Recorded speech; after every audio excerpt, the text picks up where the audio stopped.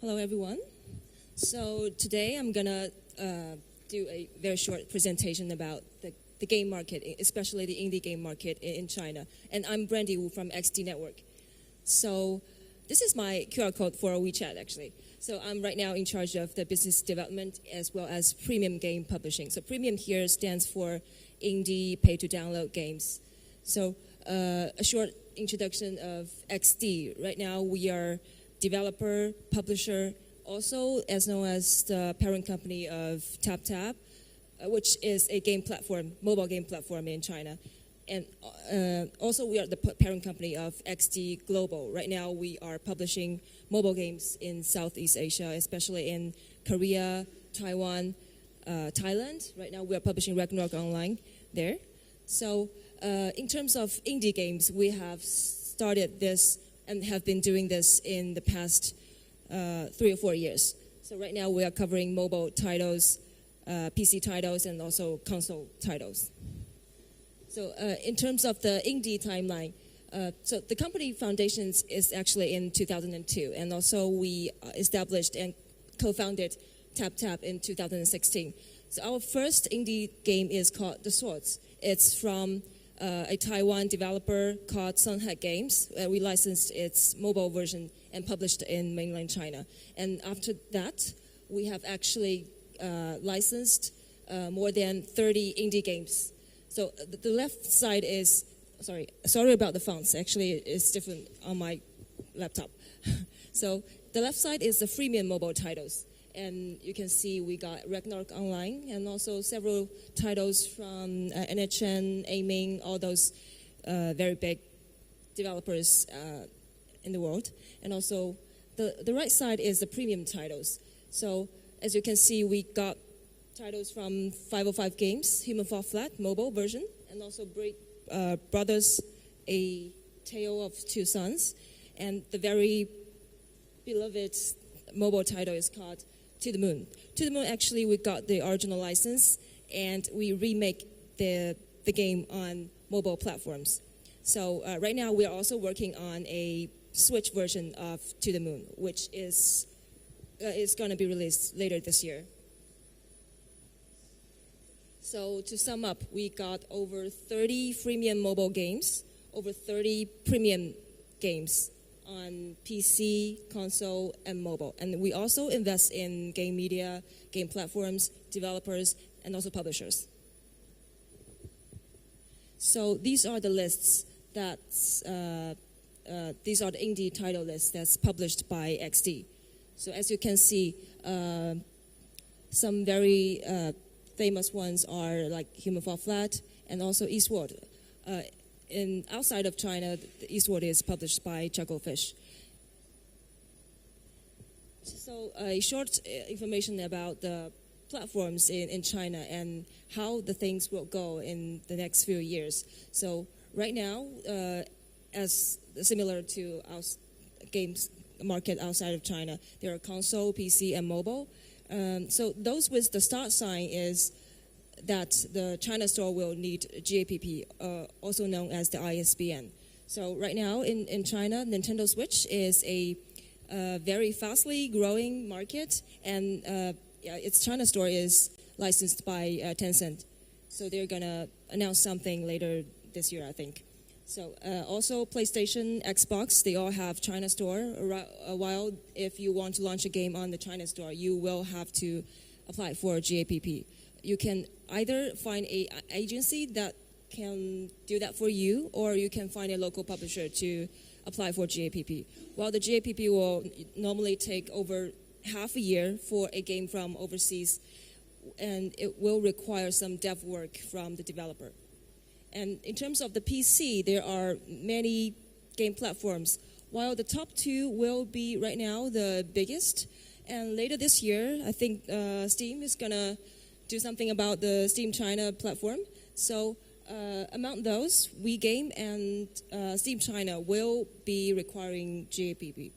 So if you are launching a game in China, right now you can launch a game on Steam without any limitation globally.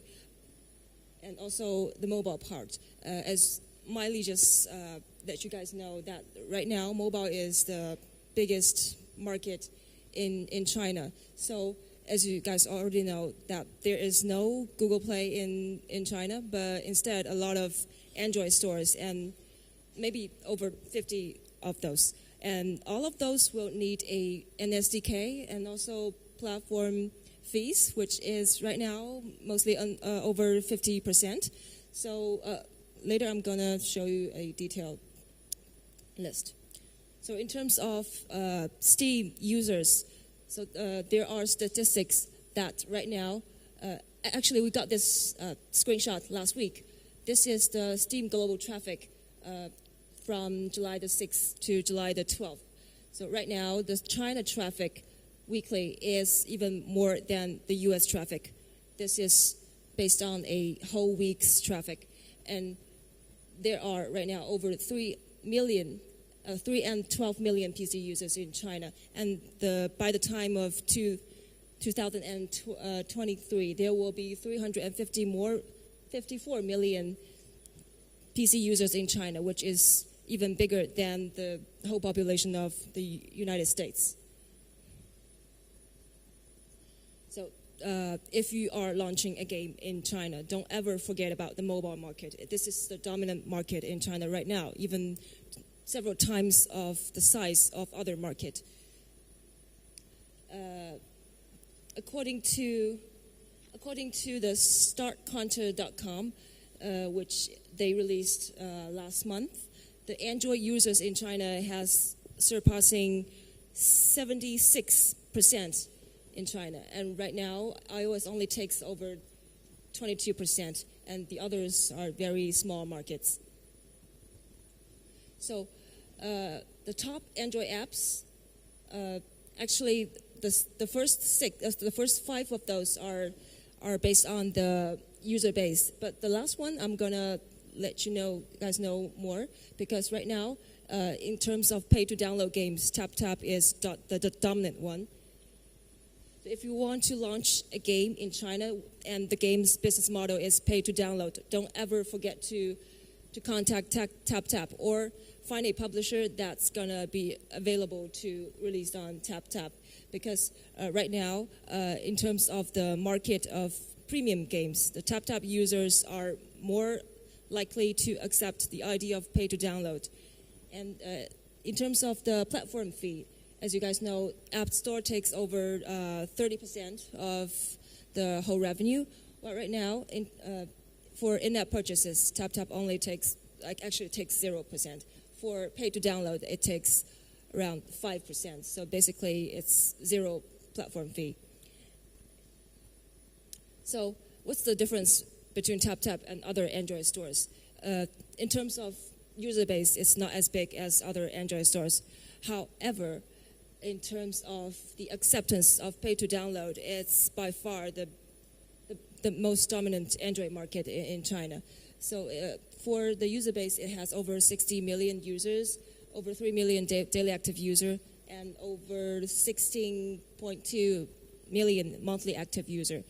For the premium titles, like for the publishing title from us, IC, overall, we launched the game for over 2 years, and across all platforms. Actually, we launched in mobile, console, PC. So over 2.6 million copies sold across all platforms, while over 1.65 million are from mobile platforms, mostly from China, of course. And among those mobile copies sold, over 70 million are from TapTap. So actually, the sales number are transparent on the TapTap storefront. You guys can actually check later. So right now we have around 100 Android pay-to-download titles on TapTap, because that we do need ISBN on TapTap. So there are not so many pay-to-download titles. So it's kind of a blue sea right now on this platform. So if you ever have a game that you want to launch in China and it's pay-to-download, do not forget to contact them. And besides IC, we just launched actually PC version of Muse Dash. Its mobile version was launched 1 year ago, actually. So the launching sequence is kind of not usual. So right now we are celebrating over 1 million copies, while over 500,000 is from TapTap downloads. So the game console sales in China, this is just a rough idea. So before PlayStation and Xbox legally entered China, there were a great market area. So people will buy consoles from overseas or from Taobao. They ship those consoles outside of China. So before that, we are all using Hong Kong store on PlayStation. And actually, we are all using Japan store. I mean, mostly are using Japan store on Nintendo Switch. So after they legitimately enter China market, the situation will change dramatically. So if you guys want to see more of the statistics, you guys can go to Nico Partners. They published this report actually this month. So what if you are a indie developer and you want to enter China market? What you can do, there are obviously two ways. Just publish yourself, or you find a local publisher. So self-publish and look for a publisher. So in terms of self-publish, you can always do it on Steam, on App Store. It doesn't really limit your exposure if you do not have GAPP or /ISBN. But the possibilities of your game being featured might be slightly influenced by the fact if you have GAPP. So some developers, as far as I know, they combine both ways. They self-publish on App Store, and they find local publishers to do their Android or other local platforms. This is doable. So if you decide to self-publish, several things you can do. And of course, the first step is always game media. Game media is a way to reach out directly to local users. So these are the major game media for core users, especially those who accepts console PC. So G-Course in Chinese, 集合网, of course, and Gamer Sky, they used to do a lot of reports on PC and consoles. And in terms of the social network user base, 邮言社 is obviously the number one. And in terms of the console coverage, Bing is also good. And 小黑盒 is like those user community for PC gamers. So actually, this is not all of it. You guys can actually check later or contact me to know more. So contacting them will be a very good idea if you want to step out into China. You can either email them or actually message them on their social network accounts. Both are fine. And they will be very friendly for overseas developers. And also, don't forget to reach out to the streamers. Actually, the left side are the examples. Those are very popular for for the streaming platforms in China, and then thus their revenue on the Steam China region grows rapidly. So like Human Fall Flat, PUBG, getting over with Bandit 40, and also Fortnite. So the right side are the major streaming platforms like Douyu, Huya, QQ Streaming, and also Bilibili. You guys all know that we are not having Twitch or YouTube here in China. So these are the major platforms for streaming that you guys can contact.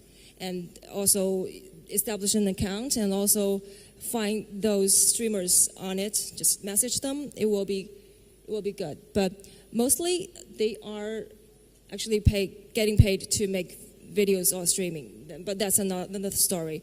Some of the streamers are very friendly. If they receive an email overseas, they will pay attention to it. And also influencers and KOLs. So these are the equivalent, so-called equivalent of YouTube in China. So, but they are all very special for their own expertise.